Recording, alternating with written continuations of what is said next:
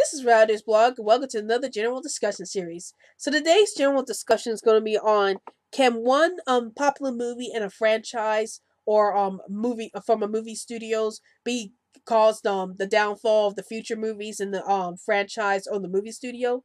And before I get into this topic video, I like to tell everybody that new videos will be posted every Sunday. It could be Sunday mornings or Sunday afternoons or Sunday nights, depending on when I can get the videos posted up.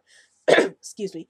And if there happens to be a new video posted during the week, it must mean that there's a movie trailer or been a movie or TV show news that was released during the week that I wanted to cover. So be sure to be on the lookout for new videos posted during the week if it's a special video. But new videos will be posted every Sunday. So let's get into this topic video. Would one popular movie cause the downfall of future films in the franchise or for the movie studios?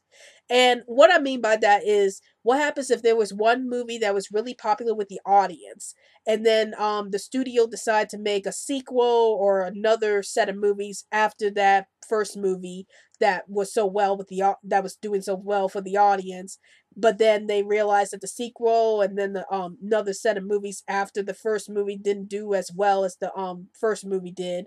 So would that cause the downfall of the studio itself or for the franchise itself? Well, I think this is like a really difficult question. So I guess the best way to put it would be to like use a brief little example. And I wanted to use Spirited Away as an example. Spirited Away from Studio Ghibli as an example.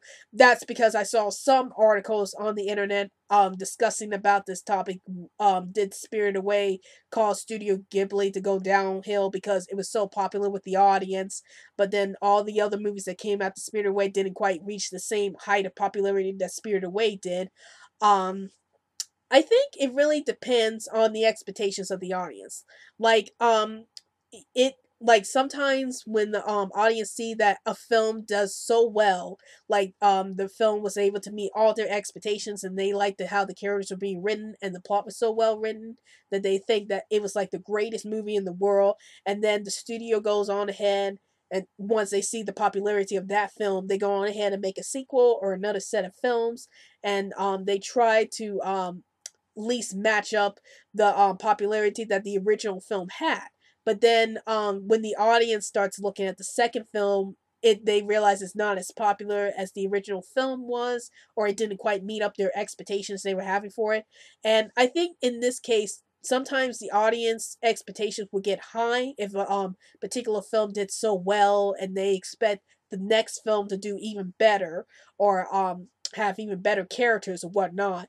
And sometimes that can be a problem when the audience expectations are a little too high, because sometimes they be like comparing the original film to the newer films. And the thing is, you don't want to do the exact same thing that the original popular film did, because then fans would be complaining about, well, this newer film is exactly like the original film. It's like they're copying everything for the original film.